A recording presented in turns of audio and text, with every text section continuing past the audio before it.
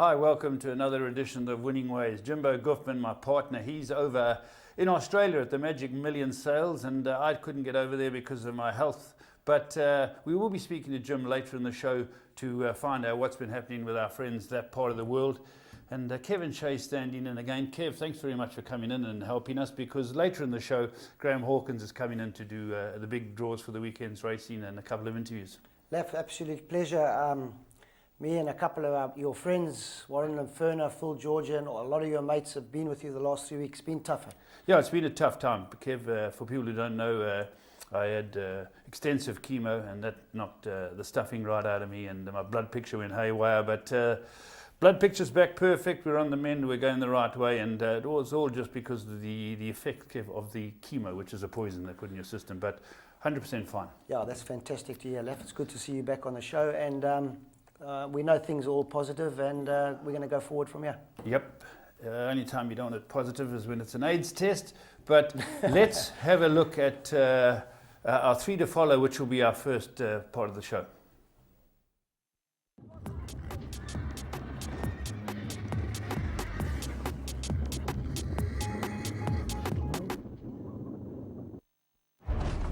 And they are off in the Travers.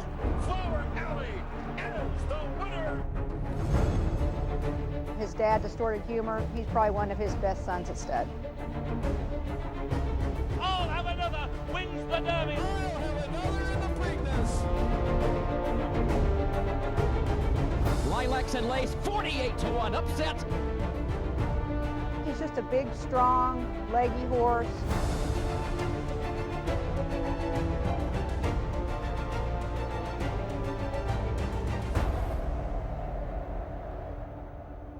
Right, welcome back. I've just seen my reflection on the TV screen.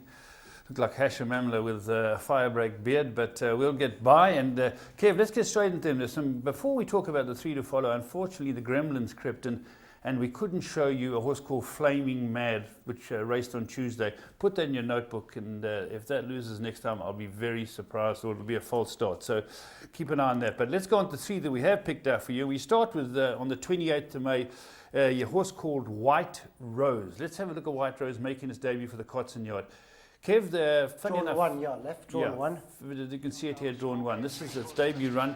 And Kev, funny enough, the stable companion won the race. Now this is drawn one, and it's got Jurassic Park rides rode with it. the blue colours sitting on the fence. Yeah, the winner is a stable companion, the full sister to Nightingale. I actually fancied. I spoke to Glenn about these two runners here, and he said that Stuart had the choice, but they're both nice fillies. But Jurassic's got the horse in a perfect spot there, Left. I was quite confident. I got a little bit of 12 and 13 to 1 about on the course, and it's travelling for a first timer on the fence. Yeah. Jurassic giving it every chance there. I'm not you actually... see that the winner is behind it. Behind Kev, it, stablemate, yeah. Stewie's all over the place. That's right, there it is there. Stewie giving it a bit of a rush. I really like the winner here. The favourite's a horse who was quite short called Oro Blanco, who's the grey horse in fifth. And this was all the talk. But Jurassic has given this a very good ride. And the whole complexion of the race seems to change about 300 out, Kev. Yeah, next to Oro Blanco right now, the favourite of Mike de Cox, the grey little filly. He pulls it out now, Left, into a clear spot now, and I thought, yeah, we got the money now. I think this is going to go a very, very, very nice filly. Gives it a couple of whips, and it really moves up like it's going to be race over. But here comes the stable companion, really just mows it down. Here it comes right on the outside, the stable companion. Yeah. Oriental Oak wins a very good race, beats Dennis Dryer's horse, and the favourite's starting to peg back later in the race, suggesting it once further. But Kev, you've got to stick with this horse, White Rose. Good debut. Very good debut, and Glenn Cotson said, lovely filly. If not green, should run very well. Did run green, so for me, definitely one to follow. Yeah, it's very tough to debut over 7 furlong and win, so keep an eye on that. A very nicely bred dynasty called White Rose, and this is out of a Jetmaster mare for the Engelbrechts bet it. Right, let's go to our second one, and this was a day later up in Gauteng, where Michael de Kock stepped out, a very nice horse, a beautifully bred horse by More Than Ready out of a Daniel mare called Tharus. And you'll see it in the famous Blue Silks in a moment. And there it is, also drawn one. We pulled another one at a draw one. Horse is not far off the speed, looks like it's going to win, but gets beaten. Here, Kev, it jumps there and jumps fairly well. Yeah, left jumps very well. They backed it from 22 to 10 to 9 to 10. Callum Murray gets the ride. Shake Hamdam's colours. Kev, I just want to interrupt you a moment here. The winner is in yellow. Now, this found a lot of support. This wins a very good race. The talk afterwards was what a good horse this winner is, and it's a horse called Aggressive. Don't forget Aggressive in the yellow, 2 off the right, which found support and wins a great race. But Toulouse is a horse we want you to follow. That's now on the left-hand side of your screen. Yeah, left looks like it's running a little bit green, changing its legs a little bit. Callum looks like he's battling to get it into stride and get it going now. He's at work at it now. I mean, only coming up to the 300-meter mark. He's got his stick in the left now. And you can see it never looks like it's going to win left. There's always horses going better than it, but you can see a little bit green there, runs into the horse next to it. But here comes the winner on the outside with Andrew Fortune on. Callum now looks like he's maybe going to get in there.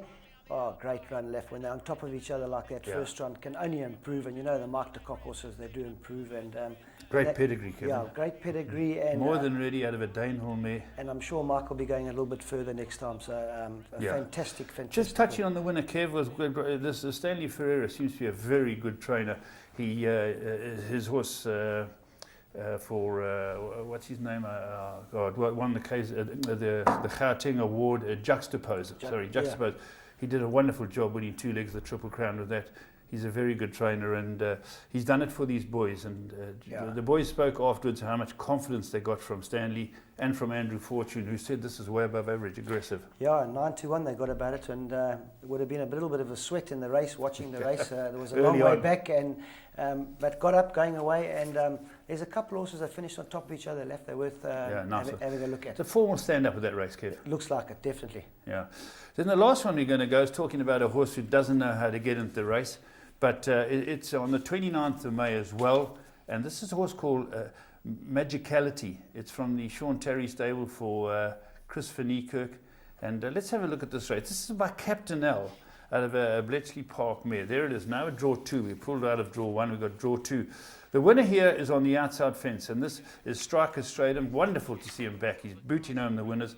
And it's called Last Chirp for St. John Gray, who controls the race. But Magicality, as you can see there, Kev, is lost. Yeah, 100%. One of the Sean Terrys. You know, it's 11.60 left, and not easy in 11.60. It's like running a horse the first time in a 12-1. It's tough for them. Yeah. Small field. He's in a little bit of a pocket there, Shumanga, and it was second favourite, so it must have shown something at track. They must have tried it with 1 or 2 of the horses. Yeah, there was support. There was a bit of support for it, so... But you can see him there now. He's just guarding it through. They're going a hell of a pace. Yeah, how's the pose on Stratum? Yeah, no, it's good to see his style back in the game. He's had to go through this injury and sort it out. But he's got a clear run now, Samanga, up the inside. There's no excuse. A little bit green looks to me left, taking time, going through a little bit of a flat spot. Striker's got them stone cold at the moment now. Samanga just gives it 1 or 2 smacks like that. Not very aggressive one. It's a first time, and you can see it running on. Another one, I think Sean will be looking maybe for a little bit further next time. But looked like it got a little bit tired in the finish as well. So a great one, Lev. Well picked out. I think a very good horse to follow. Strong string, Sean Terry. His youngsters this year. Yeah, he's got a very strong string with the youngsters and older horses. He runs fillies and colts versions, and they win Group 1s, and he goes for the fillies, and they've got a conveyor belt of good horses. He must have a wonderful eye. Yeah, he's got a very good eye left, and he's got his it's his brother behind him as well. Mark, he's also very good, goes to all the farms and that. But I thought it was a very clever move on Champions Day when he had 2 decent fillies to split them and send one to the colts and beat the colts. So that was, I thought, a very good move on Sean's behalf. But I mean, when you're that powerful left, you like to sometimes spread your wings a little bit. You don't want to just... Do you know he's got... what's Cloth of Cloud or something like that, who won the Group 1 the other day. Now, I see he's nominated that for the big speed day up in Maritzburg for both the fillies and the colts version again. Fantastic. Superstar filly. Yeah, he'll wait and see Marcus Ewerster and the Irish and Chris and all them together. Yeah, he'll see the scratchings and wait, and not wait maybe to the last minute and then just see, listen, the colts race looks a little bit weaker than the fillies race. Let's spread them out, So well done, Sean. It's fantastic to see you do that. And just before we go on to our next segment, don't forget at the outset, he said, keep an eye on a horse called Flaming Mad. And that, I think, will take a lot of beating. We just couldn't show you a replay of it. But let's move on to our second segment, which is Blast from the Past. Rain, pull it clear. Soft Falling Rain's won the SA Nursery by 3. Racing in the 2,000 guineas. Gates fly and they're racing in the Godolphin Mile. They're off and racing. Weight didn't matter. Class tells. Soft Falling Rain, much too good. Soft Falling Rain, an impressive guineas winner. Soft Falling Rain is drawing clear. He's made it 7 out of 7 by winning here today. But it's Soft Falling Rain who is powering away. We'll see out the mile in style. A high-class performer wins the Nay of Joel Stakes.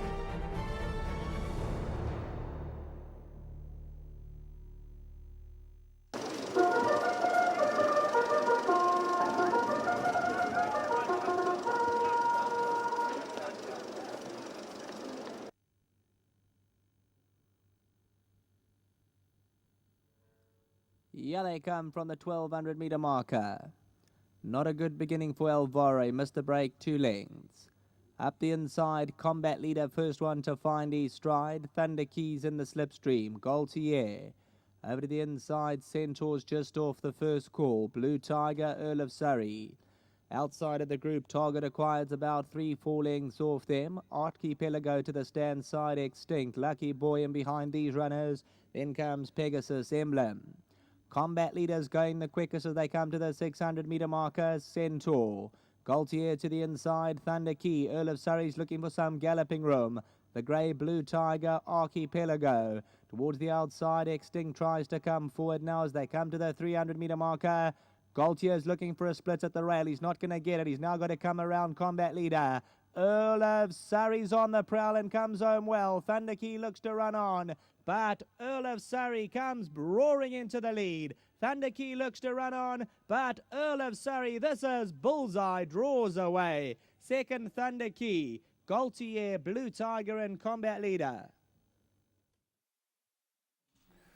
Well, there we go. Earl of Surrey coming through. Kev, your mate, Johnny G. Yeah, Johnny G. I actually spoke to him the other day. The bad news is he's finished riding. He had an accident with his one eye, and he's got a... And the other eye didn't have an accident. No, the other one was fine. He's got a depth perception. So, and yeah, he's also like... Did you ever have a depth perception? I saw you got beaten a few finishes, Kev. I get depth the perception after I've had about 12 beers. Oh, yeah. Kev, just touching on that, obviously it's a tough time. Johnny G's been a great rider, won feature races all over the place.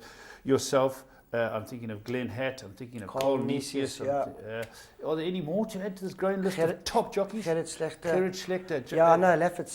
Sean Cormack. And all top riders. Yeah, no, it's one of those things, Leffy.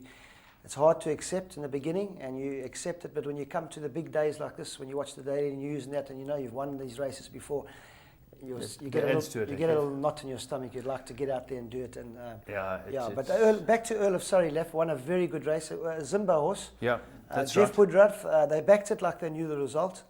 And if I'm not mistaken, he won a few races in Maritzburg. He used to enjoy the course. Yeah. And there were some fair horses in that race.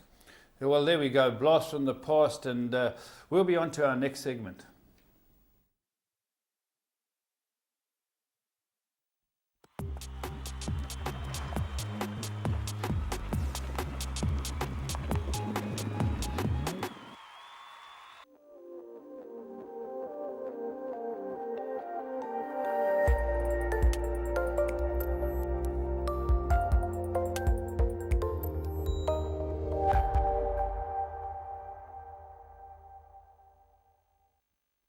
The middle outside of the track. Rob's Jewel is back in second. Spring Wonder on the inside. Then Top Form.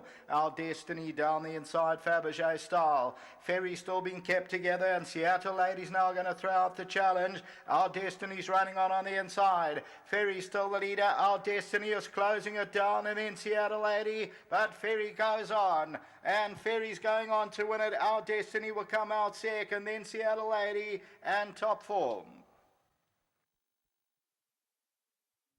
Well, there we go. This is an improving horse, Trippy for Mark Curry and his mates. And Ferry has always been highly touted, Kev. And this horse, open 28 to 10, there was 3 to 1 available on Interbet, and it got back right into 9 to 10. A good sprinter? Very good, Lef. If I'm open to correction, I think it ran second first time out, as won its next 2 starts. Ran third. Ran third, and then first its next 2. It was well back. I had a horse in front of it, I do remember. Yeah, and Dennis Dreyer got on the TV and said he really thinks a lot of it. It's a nice owners involved there. That's Bernard Cantor's colours, aren't they? And no, I think it might be Mark Curry's colour. Mark Curry, great Spurs supporter, great Spurs man.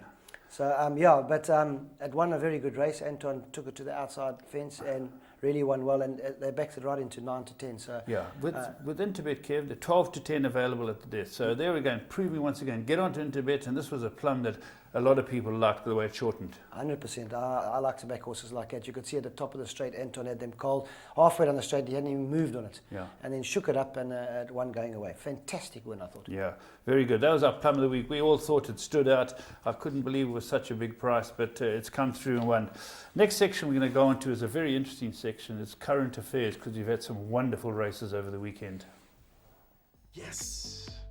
If you love soccer and you play the tote, you won't believe what Interbet has to offer you, or the excitement of tote betting on your computer or your cell phone. It's simple. Choose your teams and your bets, work out what your combinations will cost, see how big the pool is, and place your bets. You can even track your bet live as it happens and get updates on your progress. It's all the fun of the tote on your phone. So what are you waiting for? Sign up now at www.interbet.co.za and you could be a winner.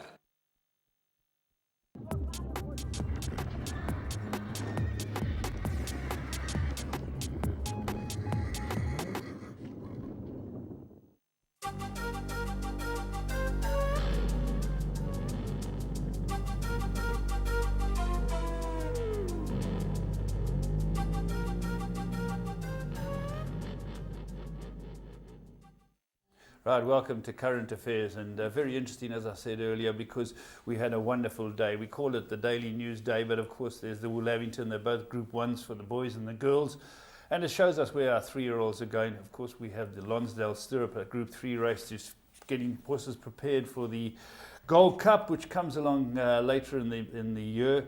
But we also had 2 very good races come out of Cape Town, 2 Group 3s. And Kev, just before we start and talking about them, I just want to mention for you who don't know, the KZN Breeders race day and KZN Breeders have also got a golf day. I'll just give you those dates. The 16th of June is the KZN Breeders Golf Day. It's always a very good occasion.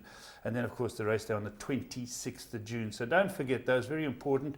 But Kev, interesting, because this weekend we had Cape Town's leading 2-year-olds at this stage in the 2 nurseries. Then the fillies races leading up to the Vodacom Durban July, and then the Lonsdale Stirrup for the Gold Cup. Great racing. Great racing, yeah. I was actually in the parade ring with Justin watching the races, and yeah, it's fantastic to see Andrew Fortune made his presence down in Cape Town again. It wasn't too successful on the day, but he was down there. He's doing well, Andrew Fortune. Doing very well, Leff. He's riding well. He's at the top of his game, and I really think it's good for. When I speak to him, he just says that the more he keeps himself busy, the less trouble he stays out of, which is fantastic. That horse we saw earlier, Aggressive, he got his weight down. He said to the public out there, if I get my weight down, make sure you get on that horse. You know, so it's good to see that he's focused, because he's one of the great talents. And I listened to his interview anyway. He's just a very amusing man. Yeah, his interviews are the world best. If you could tape a few of them, that'd be fantastic to have on a comedy show. It's a comedy show. He is the Mark Banks of the jockeys. There's no doubt about that. But a great rider and a former South African champion. But let's go on to 2-year-olds in Cape Town. We got them from the 600 metres, and we were having a look at them to find out where they're going from here. A couple of favourites beaten, but let's get straight into the first one of the 2, and I'll get my notes out in front of me. And Kev, you should have your notes here as well. Yeah, it's Nordic Breeze for Justin Snake. So the first one we look at is the fillies nursery. So these are the girls, and just before we look at the race, Nordic Breeze now, this was a 1-2 for Justin Snaith. The betting seems to suggest that the other one was going to beat this horse. But Ken Truter, I saw a Facebook posting of Ken Truter, one of the big players, him and Jane, of huge players again, massive Spurs supporters.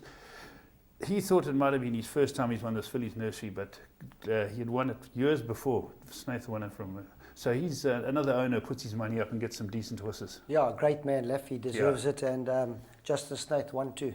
Justin's having a wonderful run. Let's go and have a look at the Kenilworth fillies nurseries from the 600 metres. They race on down now towards the final 500. Chill Baby Chill being joined in front by Live Life, who was hidden first called, who's now come forward along the inside. Felicity Flyer is just inside of those. The Merry Widow now being asked to get out after them as a length and a half to make up and starting to run on nicely. They race down towards the final 300 metres now. Felicity Flyer, the Merry Widow, Live Life, Nordic Breeze between runners. There's plenty of chances. It's Nordic Breeze who's come forward to pick it up now. The Merry Widow up towards the outside. Nordic Breeze is in front. The Merry Widow's trying hard. Nordic Breeze going to stay on and win it. Nordic Breeze, the Merry Widow back in second. Felicity Flyer, the inside, ran third. I think Don't Stop Dancing, mate. Well, there we go. Great success for Justin Snaith, 1-2. And everyone seemed to think Kev, the Merry Widow, the Captain, who was unbeaten, 3 for 3, would go 4 for 4. And at level weights, Nordic Breeze has beaten her. Yeah, it was a very, very good win. Robert Carty had the other horse beat 300 out. It was always in front of it, and Merry Widow was always chasing. And the closer it got to it, the further the other one went away. But I like to see both these fillies around the corner, 14 or mile. You'll read about these fillies. They can't be too bad if they can't be too bad. And a little bit of a plug for the third horse too, Nordic Flyer. Yeah, no, he's a fantastic stallion. He was a fantastic horse himself, and it's great to see that he's throwing a nice progeny. Yeah. Now let's go on to the Colts version, and here again a lot of interest, and I thought it was a good race to watch, and one can have a look at these big races. Even now, early in the 2-year-old career, the top stallions are well represented. And let's go to Cape of Good Hope Nursery. It's at 1200. We're giving you the last 600. 3 or 4 lengths off them, and Our Mate Art now gets the shake up and starts to creep a little closer up the outside. Sergeant Hardy is still in front. Attenborough now pours on the pressure as they come down to the final 300. Bishop's Bounty sets out after these. No more from Creamside to Green, and Our Mate Art is starting to unwind a run up towards the outside. Sergeant Hardy is finding extra. Attenborough's trying hard to peg him back, but Sergeant Hardy is still in front. Attenborough flat to the boards along the outside, still has a length to make up. Sergeant Hardy just keeps challenge at bay. He's going on strongly, and Sergeant Hardy, too strong, goes on to win. Tight behind that, Our Mate Art was flashing home. Bishop's Bounty, Attenborough, they were in a 3-way fight for place. Yeah, Francie Herald. Wonderful to see Francie Herald come down there and ride this for Justin Snaith. Sergeant Hardy had only won one of its first 3, but Captain L. Kev, this is a sensational stallion. Left, as we say, every week these top stallions, they just keep producing. VAR, Captain L, Dynasty. Yeah. You look in the feature races, the other day we looked, the stallions are just, they just keep winning. The cream comes to the top. You can see why it's difficult to purchase. When we look at the features later on, the Natal features later on, you'll see the influence of the big stallions again, and we'll talk about that. But let's talk about this horse here.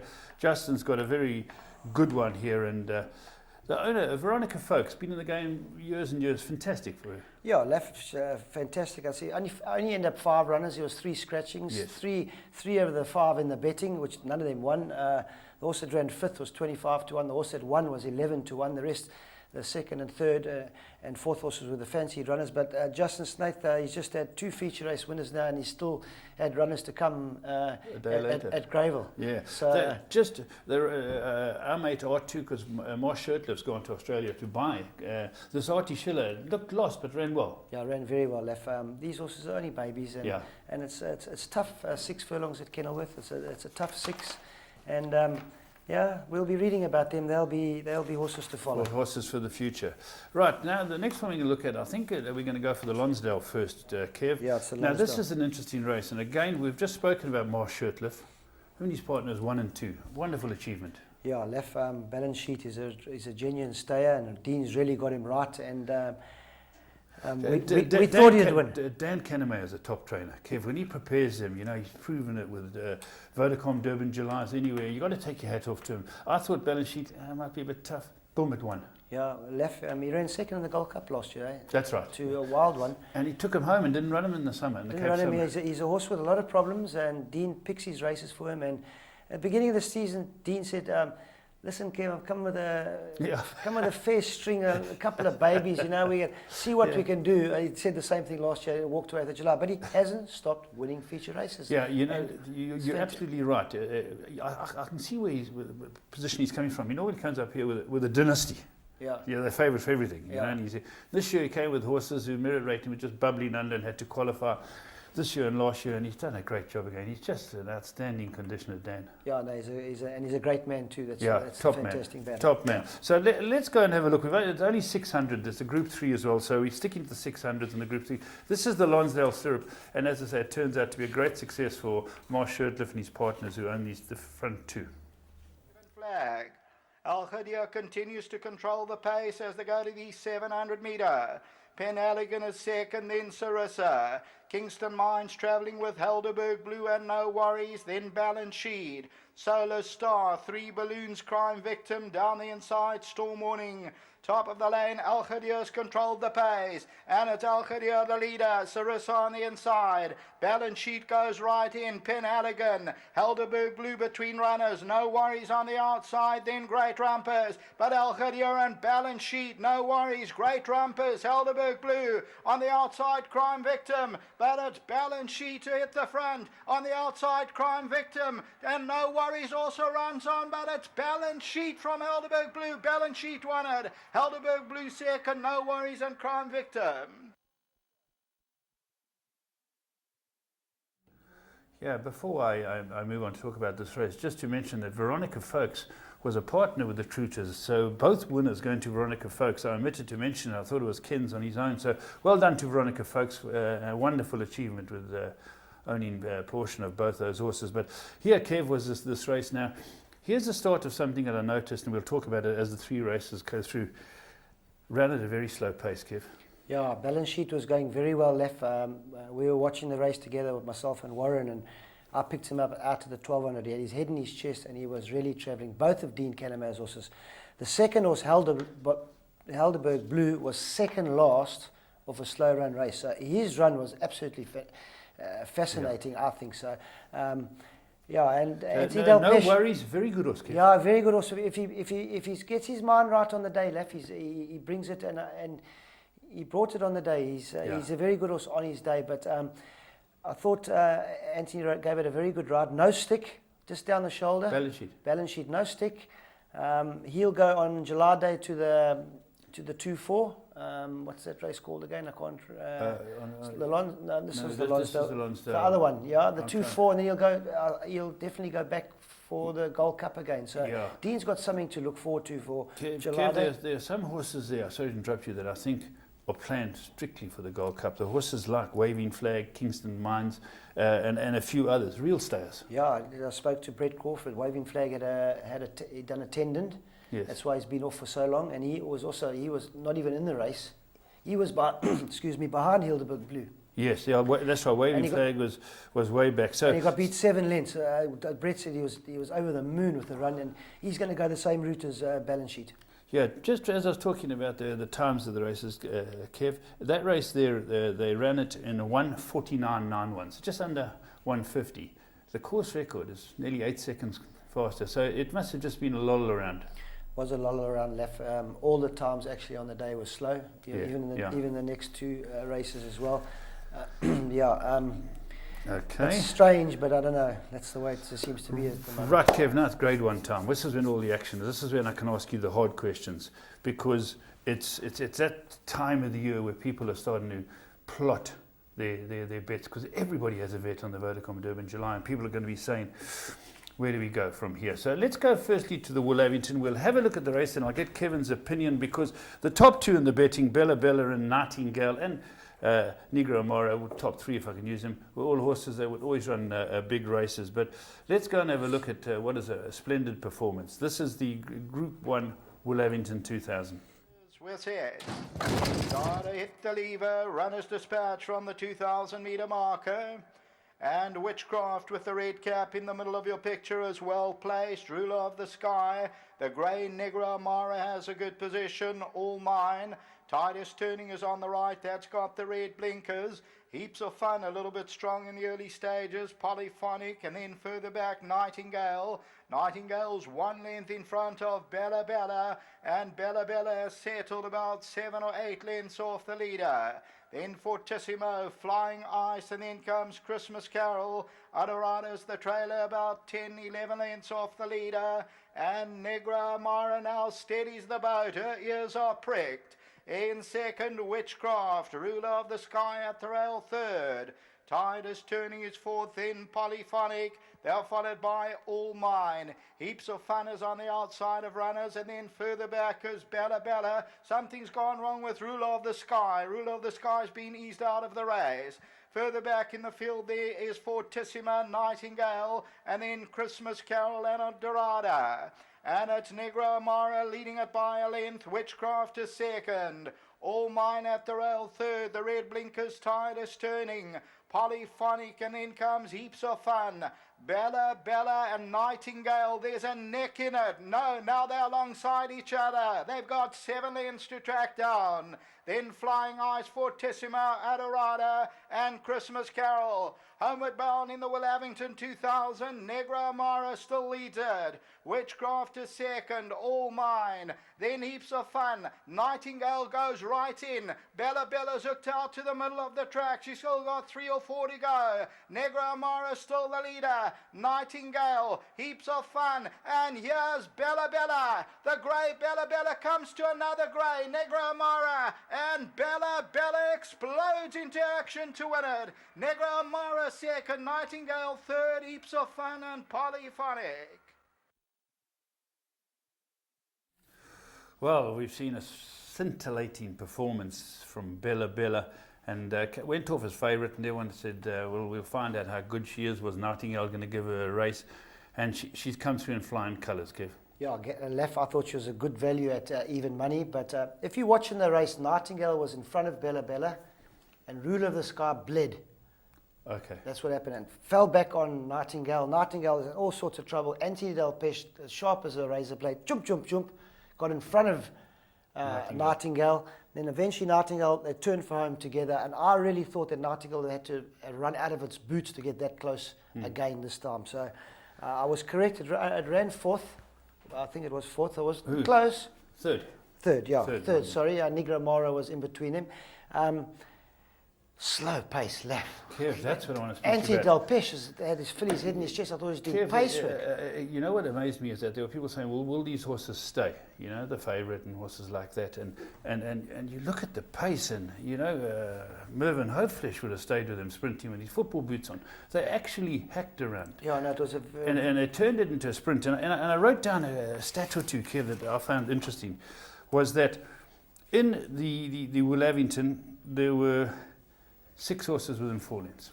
So they're all close because the canter sprint. It gets worse later in the day. Yeah. But that was, and a time, Kevin, of 106 seconds, 6 seconds slower than the course record. Now, Kev, you've ridden in these races. What happens is when the bus starts slowly, you're in the bus. Well, Lef, if you think there's a pacer now and you're going to give your horse a chance and you drop in like Anthony done, he gave it from draw 7, got it into the perfect spot like that.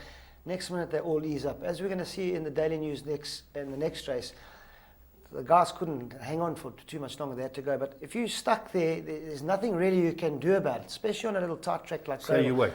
You have to wait, Lef, unless they're really walking, and then you're going to get out and go early or go at the top of the straight. But at the 14 and 1300 metre mark, you're stuck there, and you just hope nothing comes on your outside and jams you in.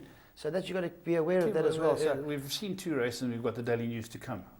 What do you put down these first two being slow? All 3 races, why do you put them down slow paces? Lef, I don't think anybody wants to go out there and be the guinea pig. You know, they want to get in front, ease up their own pace, and try and sprint down the straight. So, yeah, it's frustrating. I honestly think in the Daily News now, when we watch it, that the second horse, if on a pace, would have won, because I think they actually they fell into Radaba's hands. Rabada's hands. You know, just one last point while we're talking about the Willavington. There are a lot of people who purchase horses around the country and had reason to doubt the dynasty fillies. And if one looks back and goes and look at the dynasty successes, their horses, their stud, the bulk have been colts. And people look back to Beach Beauty, Alexis, Olma to a lesser degree. Suddenly a big one comes along again, just to blow that theory out of the water. And you know what you've noticed about all these dynasty fillies? All small little fillies. That's true. Beach and Beauty. The colts of good size? Yeah, Beach Beauty small, Bella Bella small, quiet, just walks around. It's very unimpressive to look at Bella Bella. You just got to know her form, but she's a magnificent filly. Ooh, she can sprint off a... If she goes for the July, can she win it, the Vodacom Devon July? She'll have to pick up her feet, I think. Okay, let's go on to Daily News, the big one. Now, everyone calls it the big one. It's just the boys' version. And here again, we were going to be asking some questions about how good they were. Would Rabada go the trip? And with some of these horses who had run in the Guineas have more luck in running. Let's have a look at it and we'll talk about it afterwards. 2,000 metres, starter hit the lever, runners dispatch from the 2,000 metre marker. Trading Profits, one of the trailers early on, so Sylvester the Cat. Rabada, the black sleeves and cap, Bankable Teddy, Prospect Strikes in the all blue. Brooklyn Brawlers with the white cap back and forth, nobody wants to go. Sylvester the Cat is on the outside, then comes Liege. Rocket Balls along the inside, New Predators racing mid-division, Stebbins is wide out. 10 Gun Salute is further back, then comes Celtic Captain. Mamba Mime is along that inside, it gives him about 10-11 then start. At the back of the field is Trading Profit. And Sylvester the Cat is the leader. Prospect Strike second in the blue. Samurai Blades in the yellow, and Rabada's perfectly placed at the rail. Leisure's going around them and Stebbins, and then comes on the outside Red Carpet Captain. Also It's My Turn, they're racing 6-7 deep. Then comes New Predator.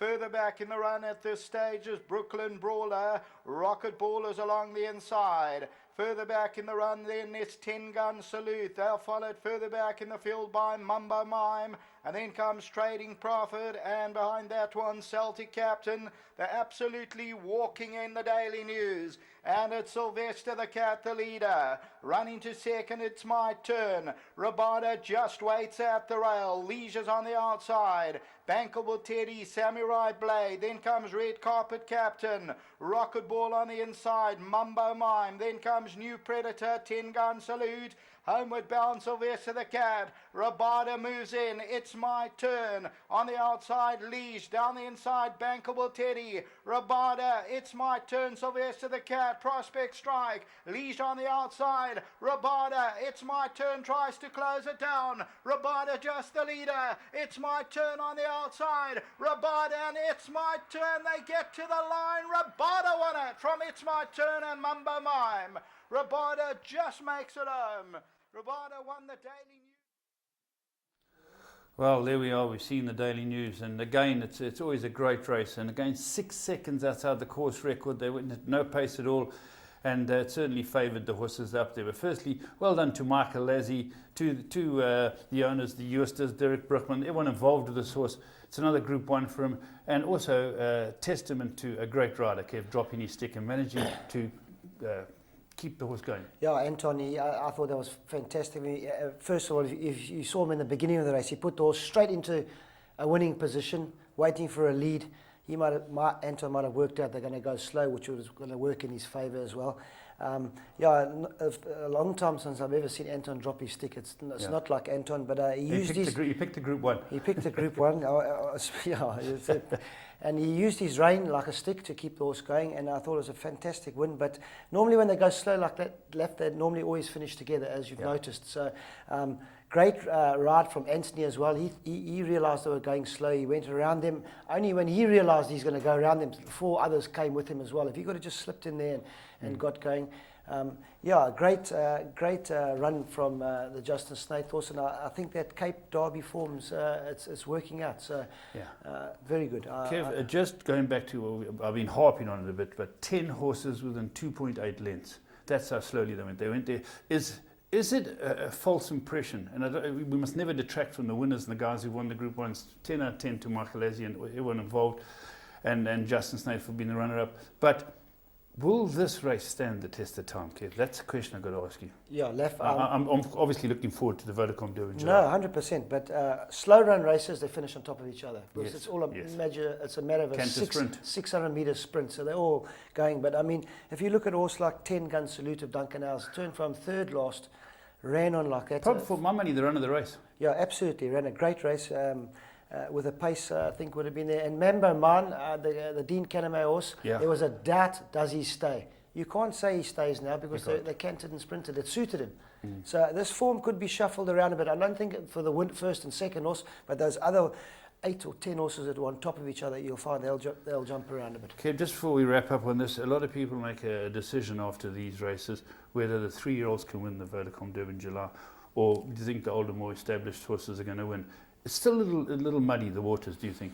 Yeah, Lef, I was a firm believer in 3-year-olds. I was quite in their camp. I had a lunch with Mark de Kock the other day, and we sat and spoke about the July and the 3-year-olds for about half an hour, and I've now completely gone off the 3-year-olds. I say a 3-year-old will not win the July this year. That's a good bold statement. You got to make a statement. You've got to go. You've got to go. You've got to nail your colours to mast, which Kevin Shea's doing. It looks like Mark de Kock might have the same sentiments. And last year you saw the older horses, and again last year 1, 2, 3 Silvano. Yeah, no, listen, yeah.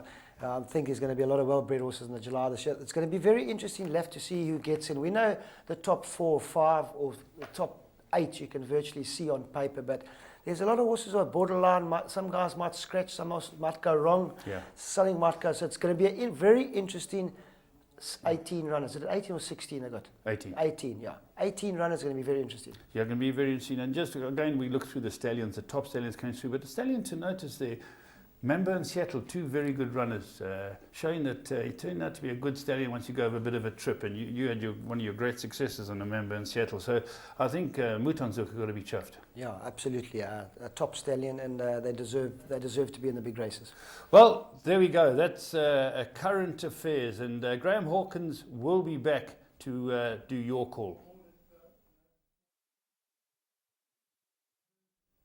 All right, here we go. Just not to forget our successful Magic Millions graduates during the week. Awesome Adam, and this is named after Adam Azzi. And as you know, Michael will be going out to sale. And also there's an auction slide coming up once you look at. Have a look at this. And anybody got what here now? You're going to have a bid on the horse transport fleet has been disposed of. That's what they've got. Have a look at that screen. There are the dates of people you can contact, and there's bound to be people who are interested in that type of thing. Right, there we've knocked it on the head. The next guy you'll see will be Graham Hawkins.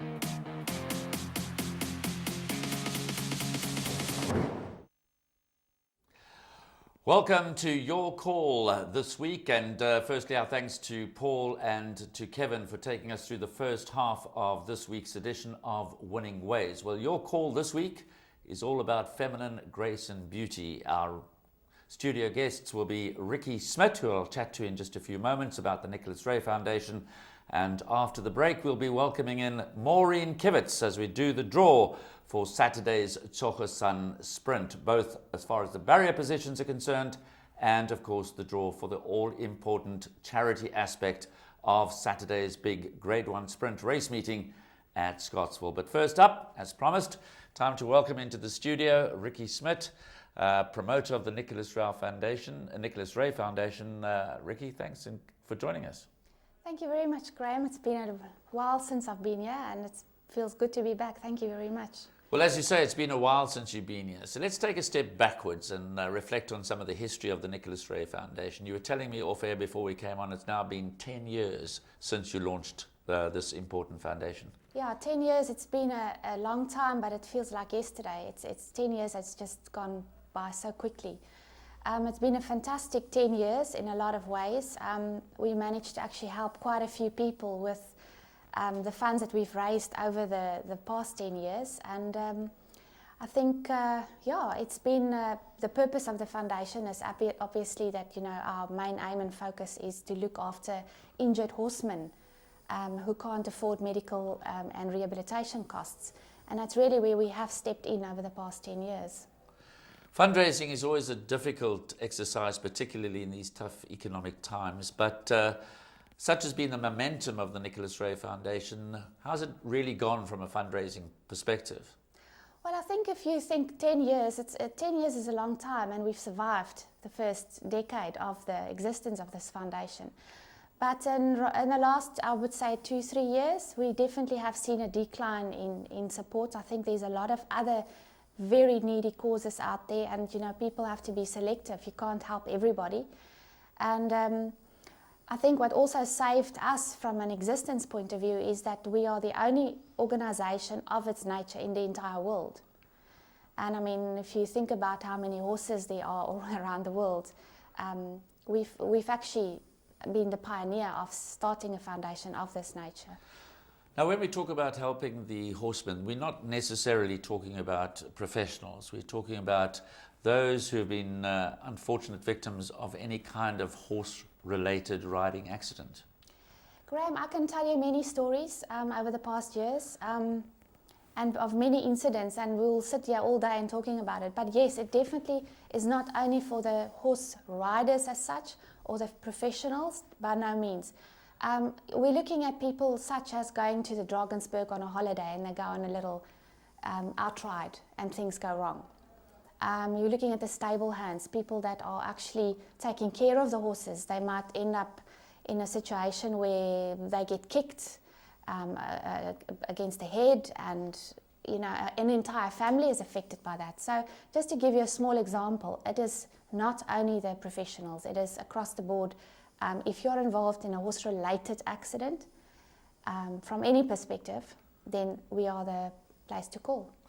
And it's obviously common cause that when a person has a serious riding accident of whatever nature, it's imperative that you get there quickly.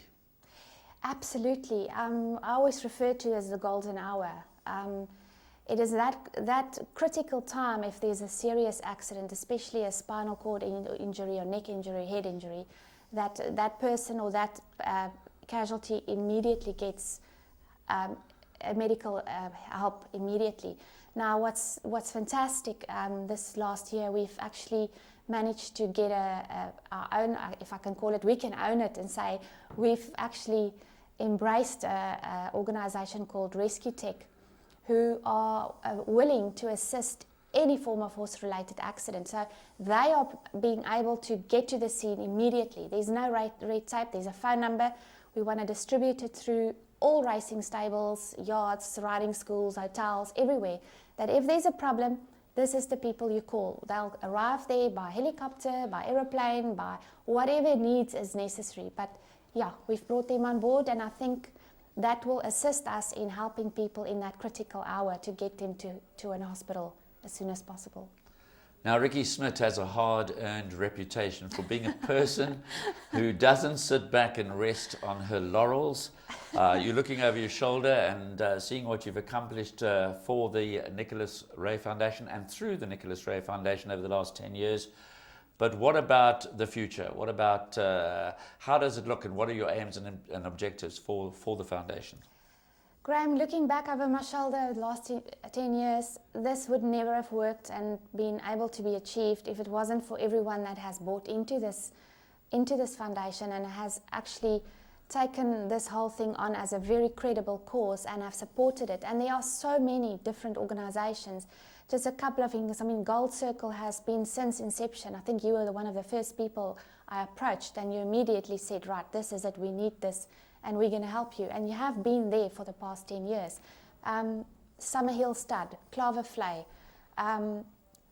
just to mention a few, not even all in horse-related organizations, but BMW, the guys at Belito Auto House. I mean, they've always, every single year since the launch year, they've all been on board. So without that, this would not have happened. And having said that, going forward, we still need their support to be able to to do that. So what are the plans for the immediate future? Well, short-term plan is we're having our annual comedy evening with Phil Giorgio and the the event that we put up at the Elangeni this year again. It's always very well attended. It's a successful event in the sense that people come back year after year after year. It sort of leads up to the Vodacom Durban July. So we actually draw the people from Cape Town, Johannesburg, and not only from KZN. So it's always like a reunion, which is a lot of fun. Well, it's fair to say, I think, that whenever there's a need, a real need, and we've got so much evidence of this, where the racing fraternity rally together, they cast aside all of the differences, all of the issues that may be affecting the industry on a day-to-day basis. When it comes to raising funds for those in need, I think the racing industry can stand proud, can stand tall. It always comes to the party. And obviously the comedy evening that you're referring to, that's on Thursday the 30th of June. It's an annual event that Phil Giorgio arranges, and I can confirm that the comedy side of it will be taken care of by Mark Banks and Nick Rabinovitz. I know those two have been signed up to be a part of the evening, yes. But it doesn't start and stop there. There's so much happening on the night. So you and the Nicholas Ray Foundation are part and parcel of that fundraising effort. Yes, absolutely. We've shortened the name, the NRF Comedy Evening, and yeah, we've been doing it for the last, I think, 8 years. It's always been a great success. People enjoy the comedy, and we try and put a variety of every year, not the same thing, sort of thing. But it's still well supported. People come there after they've been to the sales, and it's just a nice reunion while they step up to supporting this cause. Yeah, glad you mentioned the sales, because obviously this year it moves from the Suncoast Casino to the Sibaya Casino, which was the original casino home of the KwaZulu-Natal yearling sales. So they'll take place on the Thursday, Friday, prior to the Vodacom Durban July, which is of course on the 2nd of July. Okay, we've chatted about the Nicholas Ray Foundation, and obviously we're always looking for donors. Money is always an issue. It's a foundation with a proud history and an ambitious future. But outside of that, Ricky, what are you up to? These days, what am I up to? Apart from just trying to get the foundation alive and keeping it interesting, I've learned how to fly an aeroplane. Got involved with in charter, trying to promote charter. So yeah, if people want to fly anywhere, they know where to find me. We can take them. Not with you. I'm not going with you. Of course, with me. Why not? How many hours flying have you had? Too little. Too little. So obviously you rely on the experience for your charter of professional pilots. Obviously, now I stay on the ground and I make sure that things are done accordingly. But yeah, we promote Zululand and we promote flights into Africa, which is a completely, lack of a better word, change of horsepower. Okay, well that's Ricky Smith. I'm very pleased that she popped into the Winning Ways studio this morning to chat about the Nicholas Ray Foundation, which helps as many people as we can who are victims of riding accidents. And of course, the next fundraising event is the NRF Comedy Evening, arranged by Ricky and of course Phil Giorgio, who's the driving force behind the comedy evening. So don't forget to ensure that we have a full house at the Elangeni on the 30th of June. That's just 2 days prior to the running of the 2016 Vodacom Durban July. It's a great party. It's a great event. Right after the break, we'll have Maureen Kivitz, the General Manager of Tsogasan, in the studio to do the all-important barrier draw and draw for charities for Saturday's Grade 1 Tsogasan Sprint.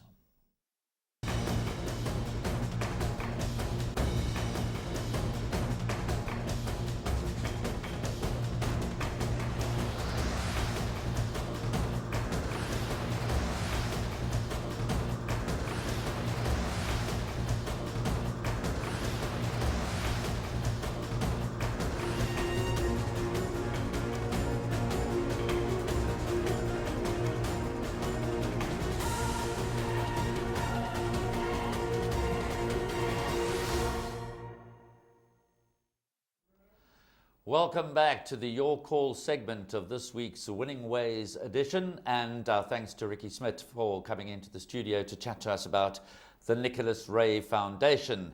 As we said at the top of the show, it's all about grace and beauty, and our next guest fits that bill certainly. The Director of Operations and Complex General Manager, Golden Horse, My pleasure to welcome into the studio Maureen Kivitz. It's always this time, it seems it's incredible that a year has gone by so quickly. Yes, hi Graham, thanks for inviting me. It is, isn't it? Can we believe that we're already at the Golden Horse Sprint, the 54th one this year? So very excited. A lot planned. On the whole sort of race day is going to commence on the Friday evening when we're bringing down a whole lot of our punters from sister casinos. We'll have a pre-launch dinner with them, and then obviously on Saturday is the big race day, which is going to be the unbridled African flair. So really looking forward to it. It's actually going to be a wonderful day again. Last year you came with that magnificent marquee for all of your VIP guests on the infield. I know I went and had a look and it was really very well done. Can we expect the same again? Absolutely. Obviously, we want to maintain the standard that we delivered last year. The same marquee. We're going to be having an after party for our guests as well. Obviously, only invited guests will be allowed in the marquee. But you know, we want to make it a special event. The result of this race day is we started to work a lot more closely with the city of Pietermaritzburg. How's that relationship unfolding? No, wonderful. We obviously have to say a very big thank you to Imzinduzi that have actually made these race days possible. They've actually helped us sort of raise the bar. We would obviously like it to go forward into the future, but obviously that's still under debate. But yeah, we know without our support sponsors, this actually wouldn't be possible. Yes, we said we were talking about time going by so quickly. I mean, it's hard to believe that 3-year agreement with the city of Pietermaritzburg, and we do honour, of course, the city with the title of one of the Grade 1 sprints on the day. It's unbelievable to think that 3-year agreement has come to an end, but hopefully, as you say, we'll find a means and a way of carrying that relationship forward. Absolutely, we hope so, because it has actually lifted the bar and put Pietermaritzburg on the map, which was the whole idea of the sponsorship. So I think we've actually achieved that. So hopefully they'll look at that in a positive light and actually re-look at offering our sponsorship next year. Well, as your title suggests, it's not just about the casino as far as you're concerned. You're also the complex general manager, which includes the hotel, the banqueting division. And talking about putting the city of Pietermaritzburg on the map, of course, just this past weekend, we saw the Comrade start in Pietermaritzburg. Yeah. How was that weekend for you? No, awesome. I mean, it always is. The hotel's a buzz with all the runners. And, you know, I think with Maritzburg as well, it just lifts the whole town, actually just gets inundated with guests, which is what you want. You want the rest of South Africa and international artists to come through, or runners to come through. And it just, you know, it just creates a nice buzz around Maritzburg. You spoke about your VIP guests from the other sister casinos. It's all about your high roller gamers that come in from town.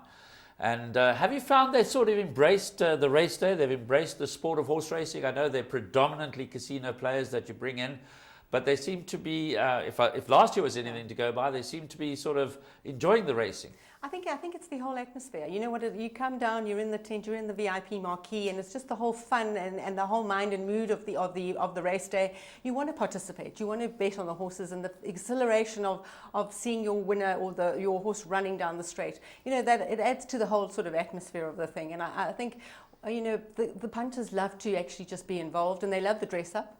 We're not doing a big thing with fashion this year, but we do have a few little giveaway prizes with fashion this year, linking to our Sulphur Sun hotels. So yeah, it'll be exciting, you know, and we want the guys to dress up. It just adds to the mind and mood of the day. Well, as you saw from that promo that prefaced this little chat with Maureen Kivitz, it's all about speed at Scottsville. It's well known. It's the jackpot of Grade 1 sprint. But it's not only about speed. It's not only about great thoroughbred horses. It's about charity as well, and 16 lucky charities from the Pietermaritzburg area will be participating in the day, and we've put up 105,000 rands to give away. The 15 charities will benefit to the extent of 5,000 rand each, but for the charity that draws the winning horse, there is 30,000 rand up for grabs, and that's what we're going to do now, Maureen, is we're going to do a quick draw just to associate a charity with each runner. And we've got the final field, which we will be officially declaring to you in just a moment with the barrier draws, but let's go through it. And first of all, the first charity out is FAMSA, F-A-M-S-A, F-A-M-S-A, and that's for Talk to the Stars. The second charity out is, and do forgive my pronunciation, it's Sizanani Widows Support Group, and they'll be associated with Gulf Storm. Our third charity is the H.S. Ibrahim School, and Captain Alfredo, the winner of the in-full flight handicap, the official trial for this race, that's who H.S. Ibrahim School will be associated with. And Siza Miseni Kresh, Siza Miseni Kresh is the fourth name out of the hat, and they draw Barboza. Then we get on to Siakana Creche and Preschool, all of these facilities in great need of additional funds, and they draw Red Ray. Then we get on to the Nyakazani Creche, and Seventh Plane is their horse. Next out of the hat is Singakwenza Education and Health. Singakwenza Education and Health, and Splendid Garden is their runner. The Little Big Creche, there's an interesting name, the Little Big Creche. They draw the Australian bred Tiger's Touch. The next one out of the box is Vuzumuzi Creche and Preschool, and they'll have a Champagne runner, Cuvée Brut, running for them. Next out is ESSA Christian AIDS Program, better known as ECAP, and Accelero from the Vaughan Marshall stable will be their runner. Then the Mpolweni Child and Family Welfare Society, African Ruler. Getting towards the end, only 14 run, of course. We have declared 3 reserve runners, and so some of these charities will in fact draw a reserve run. If they don't get a run, they'll still benefit to the extent of 5,000 rand. Izantla Zotando Foundation, they've drawn Ernie. Then we go on to the Association for Persons with Physical Disabilities, and they've drawn Captain's Causeway. And then the last of the runners, Selby Msimang Preschool, they've drawn Guinness. And so on to the 2 reserve runners. Well, there are 3, but we're only going to draw 2 charities. And Youth for Christ Kayaletu, they've drawn Captain Swarovski. And the last of the 16 charities, Masi Bumbane Creche, and they've drawn Mufid. Well, it is all about giving. It's always a big day for the charities. They love to be associated with this race day. Yeah, they do. You know what? I think it's for them as well. They also benefit, which is nice. And I think the way we're doing it now is quite exciting. They're attached to the actual horse race. So, you know, they get involved. And whoever wins, they obviously get their 30,000, which is quite a nice, substantial amount for them. Just in closing, Maureen, in general terms, obviously we know it's tough out there. The economy is not easy. I guess we're all under pressure for the wagering and leisure rand. In general terms, the Golden Horse Casino and the complex in general, how's it going in Pietermaritzburg? It's going well, obviously. Graham, the property is actually looking stunning at the moment. We've just gone through a major refurb. It was completed last year, October. And then we've also redone one of our restaurants on property, and it's looking stunning. So I'm sure with all these new, the look and feel and the mind and mood of the property, you know, we can only hope and encourage that people come and visit us. And yeah, it's super. We're looking, the property's looking fabulous. And the final word, I understand you've redone your salon privé? Yes, that was done last year in time for Sprint. So obviously now it'll be a year old, which is quite exciting for us. But it's a beautiful place, and somewhere where our VIPs can actually feel at home. So a stunning environment. Maureen, thanks for coming in. It's always nice to see you in our studio. I know we get to see quite a bit of you at Pietermaritzburg at Scottsville Racecourse. And Scottsville Racecourse is where it is all happening. Make sure you're going to be at Scottsville this coming Saturday, June the 4th. We're into the month of June already for the jackpot of Grade 1 sprints. Try and get into Rockefellers. It's a great venue to race from. We'll be back after the break with the all-important barrier draw for the 2016 Tsogesan Sprint.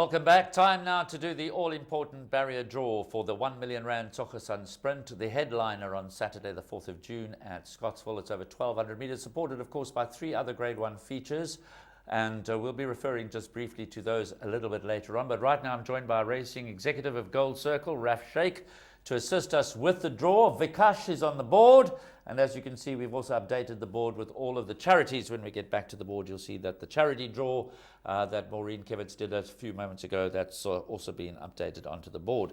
So right, let's get straight into it. We're going to start at the top and go all the way down to the bottom, including our 3 reserve runners. So we start with Kunni de Beer's horse number 1, Talk to the Stars, who will be ridden by Pierre Stradham, carrying top weight, is drawn at gate number 5.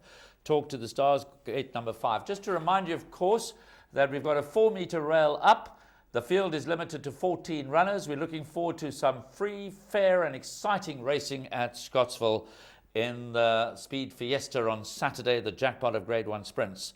Number 2, Gulf Storm from the Brett Crawford stable, to be ridden by Corne Orfer, has drawn at gate number 16. 16 for Gulf Storm. The in-full flight handicap winner, number 3, Captain Alfredo from Dean Canamay's yard, Anthony Delpeche, to do duty, has drawn at gate number 11. Then on to number 4, which is Barboza. Dennis Dryer's got a great record in this race, and he's got a strong hand in this race once again this year. Barboza, to be ridden by Sean Veal, is drawn at gate number 10. Number 5, nice to welcome back Red Ray, Anton Marcus, Joey Ramsden, and of course in the famous Eustace Silks, Red Ray, back from a brief campaign in Dubai, has drawn at gate number 8.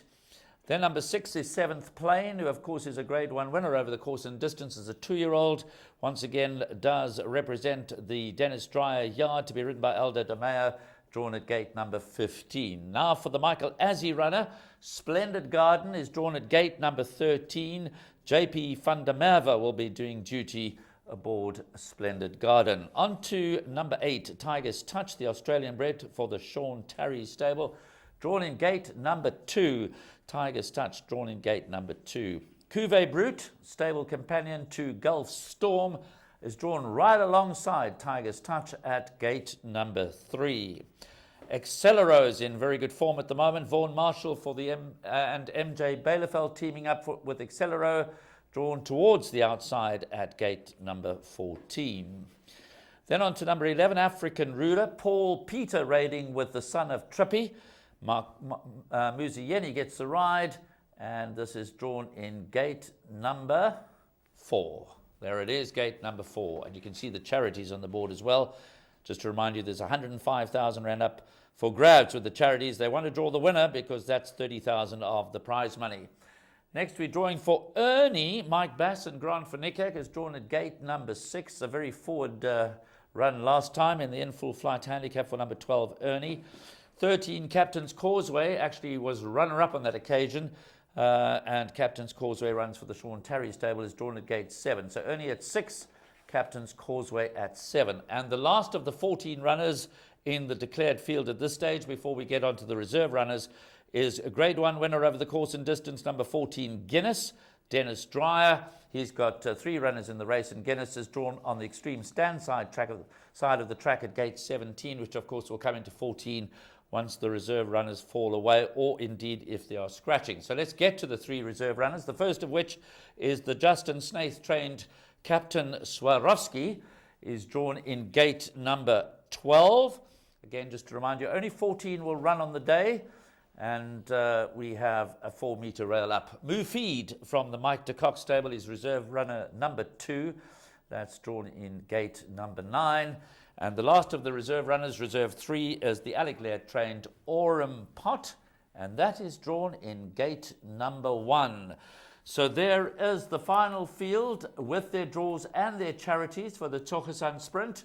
It's Talk to the Stars, Gulf Storm, Captain Alfredo, Barboza, Red Ray, 7th Plane, Splendid Garden, Tiger's Touch, Cuvée Brute, Accelero, African Ruler, Ernie, Captain's Causeway and Guinness at this stage. The 3 waiting in the wings to take the place of anything that might be scratched before 9 o'clock on Saturday morning. Captain Swarovski, Mufid and Aurum Pot. And before we say cheerio and go to the final segment of our show, just a quick word about some of the other feature races on the day. Race 5 on the day, This feature race, the Chochasan Sprint, will conclude the jackpot of Grade 1 sprints. Will be race 8 on the card.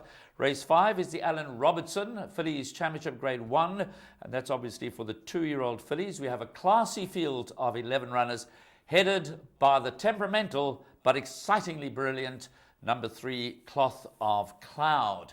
Race 6 is the Chochasan Gold Medallion. That's for the colts, the geldings, and the fillies. And once again, we do have a filly in the race, number 10, Seattle Singer, for the Cornet Speciard, and certainly not without a chance.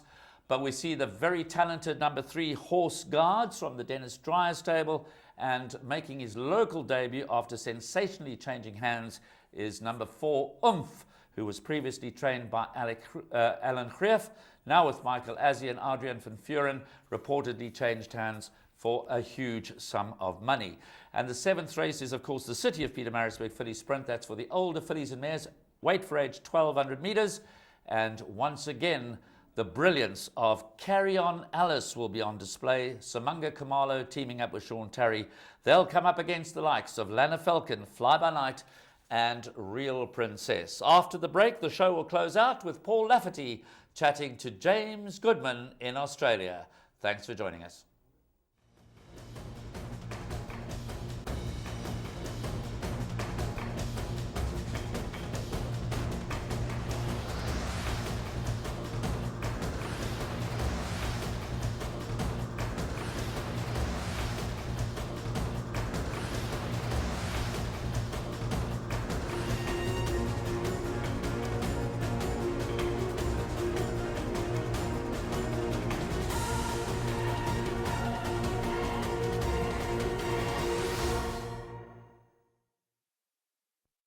Right, and we've managed to get James Goodman on the line here. He is at the Gold Coast. He's been there for the first 2 days of the weanling sale, which was a great success. Of course, we've got the mares coming up. We have South Africans going out to buy brood mares, and then we have the yearling sales on the 7th and 8th of June. And Jim's going to be there for us. Jim, welcome, Jim. How are things?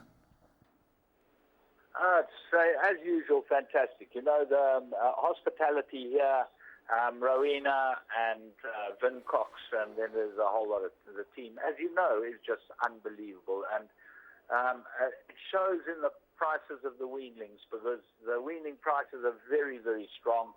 It's been a difficult sale to buy on. The first season sires, a very popular horse called The Factor and Zoo Star, the 2 horses that people are looking at and trying to get involved in. They're the ones that are big. But James Bester, an old friend of ours, he's been very active in the market, buying for some Chinese people who are active in South Africa. Mr. Guo, who's got horses in South Africa. Peter Gibson's been here with them, helping them with James Bester, and they bought a couple of really nice high-ticket horses, and they certainly look like they've got the business. So Written Tycoon is another stallion who's doing extremely well, Paul. Yeah, James, I've been following them, having purchased a weanling myself. Interesting to see, of course, the old favourite Fastnet Rock was the sales topper on day one, but the Written Tycoons, obviously, because of the way that's come to the fore. But I was impressed that they went for the Zoo Stars and the Factors, James. These are first season stallions, and they're paying huge money for weanlings. Yes, the Australians love paying big money for first season stallions. As you remember, Fox Wedge, he was a big ticket number in his first crop. All Too Hard, very expensive to buy in their first crops. Bernardini, these type of horses sold very well in their first crops. But then they seem to taper off, and it's quite interesting that the 2 horses, well, certainly the horse that always gets money is Written Tycoon. He's the talk of the sale at the moment. He's a very big horse. Yeah, James, I was fortunate to see one of his sons, Capitalist, win the Magic Millions feature race and then go on to win the Slipper. So Written Tycoons are going to be hot if you have a Slipper winner. But there's a wonderful spread of stallions. But James, let's move on to broodmares. Now, I do know that some South Africans are going out to buy. They went out there last year, I think Michael Sharkey, David Hepburn, Brown, just to mention a few. Do you know of a few more coming? Yep. Yeah. I haven't seen them yet, but they'll probably be at the sale looking at broodmares tomorrow, because the sale continues on Wednesday. And obviously Andy Williams is here. You know, he's a big buyer. Marsh Shirtliff and his son Guy coming from Hong Kong to come and buy here. And then Michael Azzi and the Centurions are coming on for the yearlings, which should be very interesting. Yeah, I think when the yearlings come about, James, because I've had a look at that yearling catalogue, I think it's a wonderful spread of very good stallions, and I think there'll be a few snapped up. Michael, it's nice to see Michael and Sharon going back out with the Fanfurans, because he's having a wonderful run, as Adrian and his wife Rika having a wonderful run with their horses, so they'll be purchasing. And wonderful to see Marsh. Now, I don't know if Marsh was here where he had first and second in the Lonsdale Syrup over the weekend, but he's perennially a man with good horses. Well, he's got a very nice Artie Schiller that we know about. My Mate Art, I think its name is, with the Bassers in Cape Town. And obviously, he's seen the value here. And just looking at this yearling catalogue, which obviously comes up next week, and it's 7th and 8th, that's Monday and Tuesday next week. You've got a horse like Animal Kingdom's got about 12 or 14 lots on the sale. Big Brown, who's a top stallion in America, he's got about 15 lots on the sale. So you then go to, horses like O'Reilly, who's been perennially the champion stallion in New Zealand. He's got filly on the sale, and so has Tavistock, the new champion in New Zealand. So it's a tremendous catalogue. You just got anything that you'd like to buy here. Yeah, James, I'm a big fan of Acceleration. He started off in fine style. They used to say Frank will beat him on the tracks, but he's got rolling ahead of Frankel as a stallion, and I see there's a few Accelerations. But the old favourites are there, James, so it's a very good sale. And as I've said to him, get hold of me and I can get hold of James. And if you want to get out there and buy off what is probably a value sale with plenty of top stallions and plenty of top horses, all in all, things are going well, James.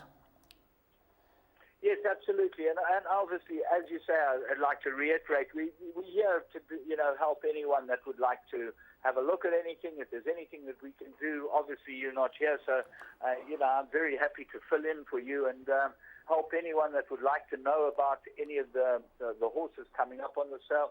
I can take pictures, I can send them over. I've got all these fancy things, WhatsApp and all those types of things. So it's pretty easy.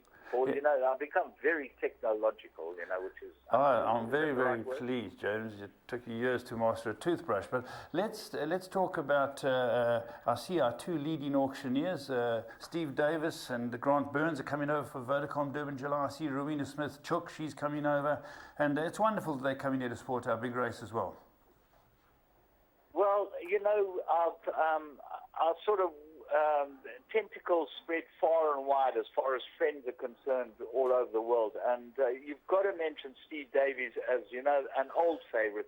He's an unbelievable auctioneer. We were watching him today and commenting on him. I was sitting with Pippa Mickelbrough. She's over here having a bit of a holiday with her sister Tammy, and I caught up with that team, and they relocated to New Zealand. So, maybe you can get an interview with Craig.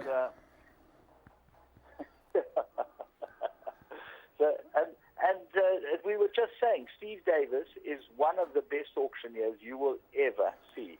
But then you've got Grant Burns, who is, sort of the young up-and-coming maestro, and he's damn good. And there's some great people here. And really, when you just look around and you see who's mates of ours, it's very gratifying. Absolutely. Well, James, hopefully we'll speak to you next Monday and have more of an update on what's going on with the South Africans coming out there to purchase. But thanks very much for your time, and have a good one. Well, we bought some nice horses, and hopefully they're going to do well. I must say I was particularly impressed. I'm not blowing smoke, but I'm particularly impressed with the filly you bought. You bought a really nice filly, so all the best with her. I hope she turns out great. Thanks, Jim. Thanks very much. Speak to you in a week's time on the Winning Ways show. Well, thanks to Graham for filling in, and I hope everything goes well, and have a very good week. Thanks, Paul. Thank you. There we go. The James Goodman, who's at the Gold Coast, keeping us up to speed with what's happening.